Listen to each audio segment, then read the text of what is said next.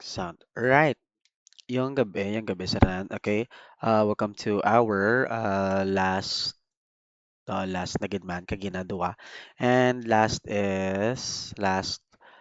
session, it's about muscular system, part 1. Yeah. All right. Muscular system is composed mainly of muscle tissue. Sorry, hindi ko mapare. All right. Ala, hindi makita. Ana 7. Yun. Let's go. All right. Composed mainly of muscle tissue. Siyempre, muscular system, muscle tissue siya. The most abundant tissue of the body and one of the most adaptable. Mabala nyo na karon nga adaptable kay puro lang ni karon movement. Amo lang ni karon movement, twitch, amo lang na. Elasticity, amo na. Alright, most adaptable siya. Alright. Major functions of muscular system are movement, of course, maintenance of posture, pero syempre guys, lain man yang ano daan, pares ka ginaang skeletal system. So they work hand in hand man, duwa sila sang muscular. So maintenance of posture. Okay? So kagina si skeletal framework siya. Framework of the body, of course. May respiration, production of body heat, communication, constriction, and contraction of the heart. Alright guys, ano pa? Major functional characteristics of muscle tissue, contractility, contract, di ba? Contract, gamana, contract, kagamay. Alright, contract. Shorten forcefully, excitability, capacity to respond to a stimulus, excitability, the ability of muscle cells to respond to a stimulus by changing the electrical state and generating an action, potential, excitability, excited, duga dali. Charit. Basta lang siya guys, ga-respond sa stimulus, okay? Sorry kung dasi ko magambal, alright, pwede nyo man mas slow-mo, pero sige lang gina-compress ko siya, ginapadali lang, kaya syempre gamay lang ang time. Alright, extensibility, the word itself, extensibility, nag-extend, resting, length, guys, stretch, mo lang na, elasticity, elastic, rubber, ability to recoil, balik to its original resting length after it has been stretched. Okay, guys, be familiar with this. Okay, kay skeletal muscle structure, kay though slightly, diri lang malibot, gawa aton nga, though na topics in lecture, pero sige tandaan nyo lang. Okay?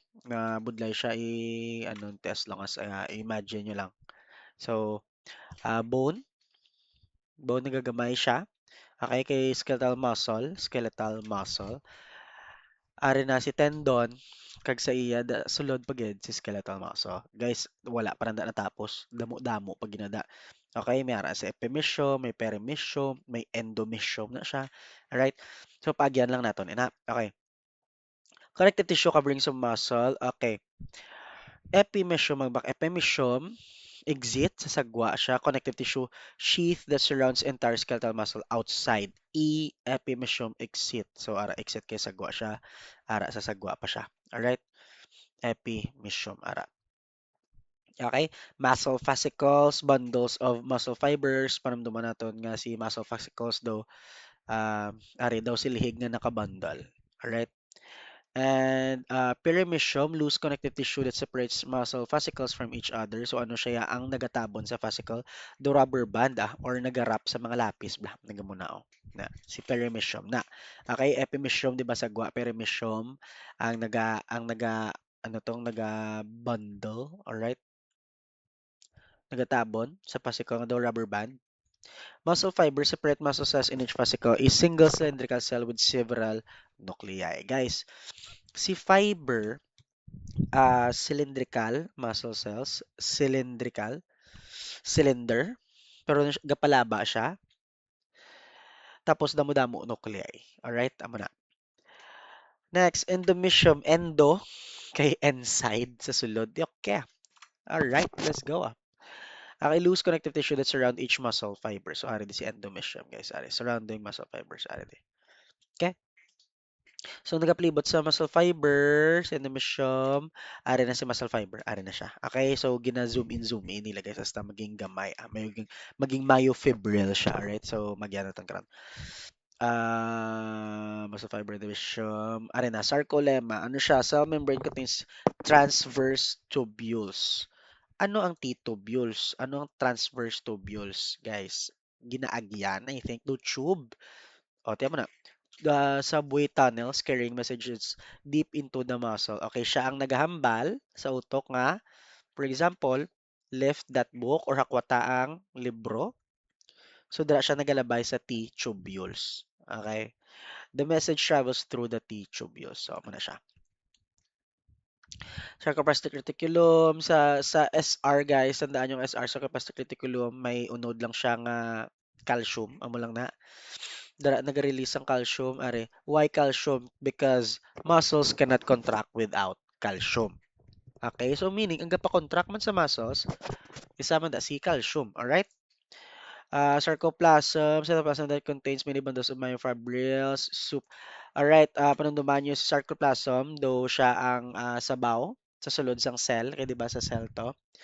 Sang muscle cell sa sulod, tapos may galutaw nga mga myofibrils. So myofibrils amo ni siya karon to na. Okay, so amo ni siya ang daw soup to. Okay, sarcoplasm. Sarcomere mo gyapon. Okay. Storya bla. Budla guys kung law na nasa nga gana. Tapos gulpe lang may nagsabat di sa akong charing. Alright. Myofibrils, okay, thread-like bundles of proteins that make up muscle fibers. Okay, sila ang naga-make up sa muscle fibers. Myofibrils. Ano siya? Think of fibril as a chain. Okay, do kadina siya. Tapos each link of the chain is one sarcomere. Okay. Hmm. Chain kay do kadina. Tapos ang kada chain niya na sarcomere na siya. Okay. Sorry.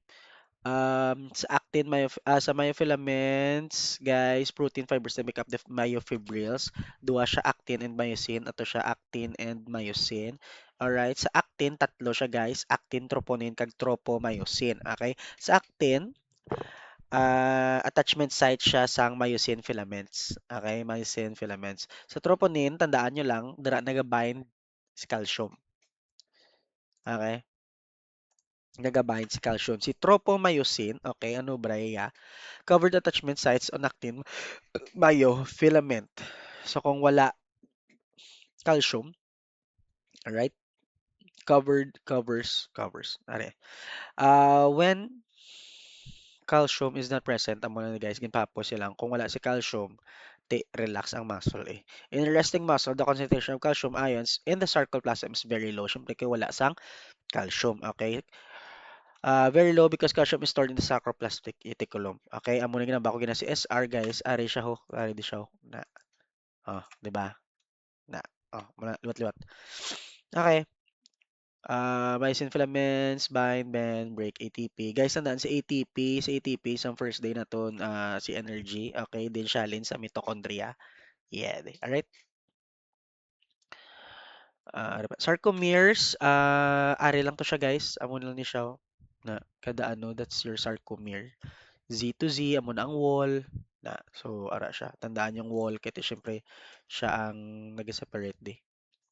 Read nyo na lang ni guys. Action, potential. Okay, depolarization, guys. Turning on. Check to, turning on. Depolarize, change in charges when where the calcium channels open, causing the sodium ions to enter the inside of cell membrane becomes more positive, guys. Ang 'di ba ba kung ginaang calcium nagapahulag man sa muscles guys. So amo na sa depolarization kaya dumiga muna siya guys. So, tapos ma-relax siya panaog. Ang relax siya nga state or reset or turning off that's called your repolarization. Kaya daga muna siya. Daga muna. So depolarize, turning on, then panaog siya, repolarization. Alright? Returns the cell to its resting membrane. Ginaba ko na resting membrane. Conditions and action potential ends. Turning off or reset. Alright? Motor neurons, motor unit, group of muscle fibers that motor neurons simulates. Okay, neuromuscular junction or synapse. Okay, synapse where the neuron and muscle fibers meet consists of several enlarged axon terminals or presynaptic terminal. Okay, resting in indentions of muscle fiber sarcolemma, postsynaptic membrane. Mayari ko di, wait lang. Uh, yun. Hmm. Synaptic vesicle located in each presynaptic terminal that connects to neurotransmitter called acetylcholine or ACH, which simulates or inhibits postsynaptic cells. Guys, amo ni siyang pagpasunod kung paano mag-contract ang muscle, alright? Pero, dirita na kay ACH. Si ACH ang gago signal nga nagasend sa nerve para hambalan ng muscle nga maghulag. So, ACH, si acetylcholine na siya. Alright? Nga siya nagambal nga, uy, hulag ka, ginambalan niya si muscle. Alright? Function of neuromuscular junction, muni ang ga-release ang acetylcholine. Guys, diin halin si acetylcholine or ACH sa neuromuscular junction. So siya ang naga-release sang ACH para mag-move or sorry, para mag-contract si muscle. So ari siya ang pagpasunod niya. Alright? Si acetyl kung kargina amo to ang move pahulag.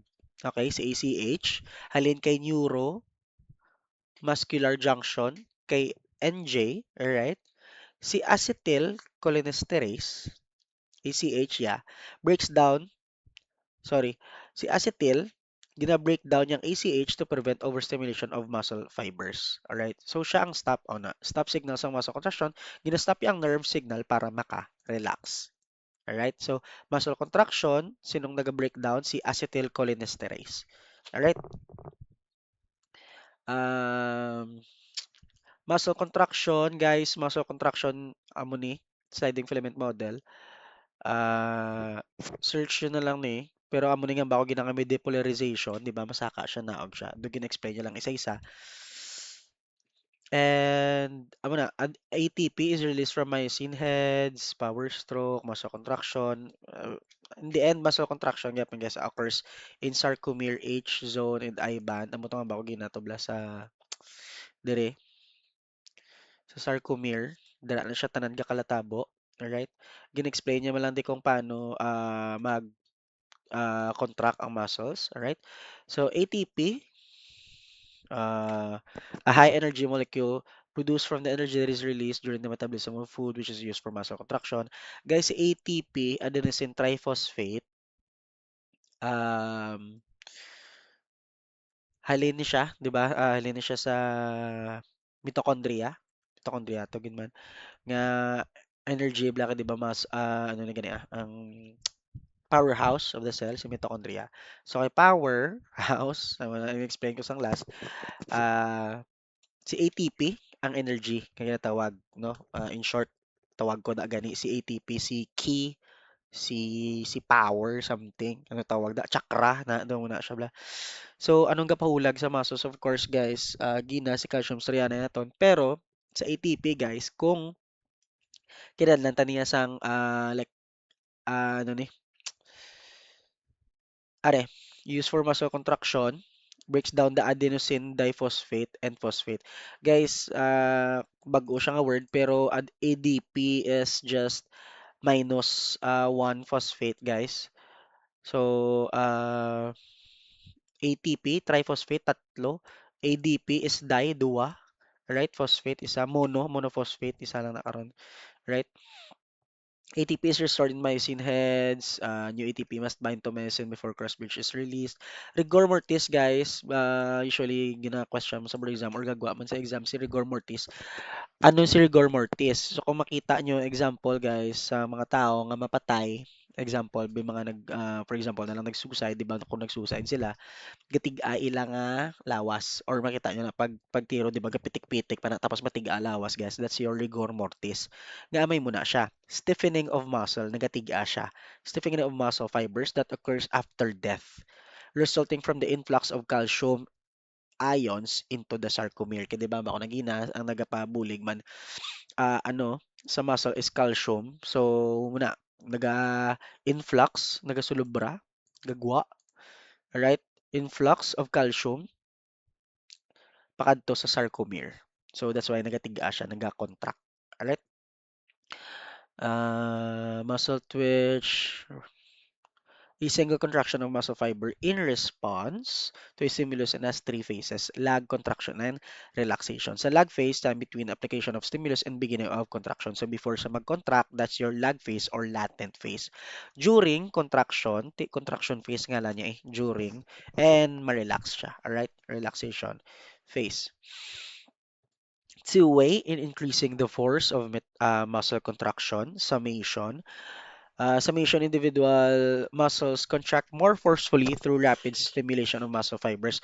In short, guys, kung sige-sige bla nga contract tapos do wala siya pahuway, ah maski magpahuway ka, hindi siya totally nga nagpahuway gid. Kasi syempre, summation nga term, sum is, di ba, sum is addition. What is the sum of what? Sum is summation is nagadugang siya nga nagadugang. Alright, so summation, individual muscles contract more forcefully through rapid simulation. Sige-sige nga stimulation, alright? Sang muscle fibers nagadugang siya. So, mga gani. Each contraction becomes stronger because the muscle has not completely relaxed. Wala siya nagpahuway. Again, in short, kung sige-sige contract, nagapile up sila, thus naga-add up or sum up. Do mo na, summation. Alright, tetanus. Tetanus, guys.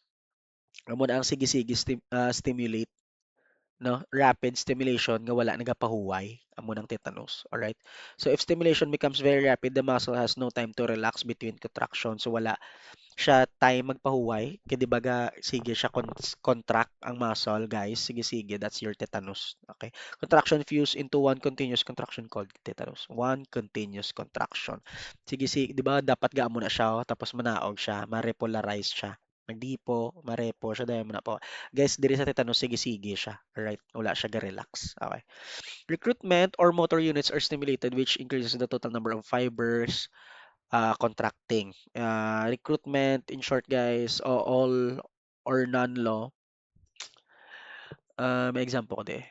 Ano, example is writing with a pen. Only a few or small motor units are needed. Di ba magamit ka sang pen magsulat ka, like dasig lang tapos okay, hindi man kinahanglan grabe gid or hindi grabe ang contraction or stimulation sa muscles. So muna, all or none. Okay? No in between muscle contraction, either muscle contracts or does not. Okay?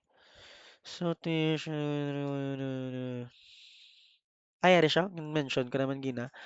Okay, sige lang. Energy requires for muscle contraction, aerobic, mag-aero, air, oxygen, aerobic requires oxygen, anaerobic, meaning absence, okay, absence of aerobic, anaerobic, no need of oxygen. Sa diri, process ATP derivation, aerobic production during most stress normal conditions, lactate, produce by skeletal muscles all the time during exercise. Okay. Anaerobic production during short-term work. uh, Conversion of creatine phosphate to ATP. Sino si creatine phosphate, guys? Alright? Si power bank.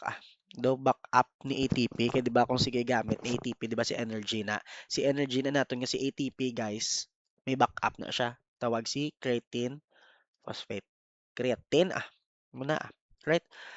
May co-excess ATP which is broken down quickly to directly synthesize ATP in contracting muscle fibers. Amo na sa mga ga-gym, alright, naga-creatine sila. Creatine or creatinine?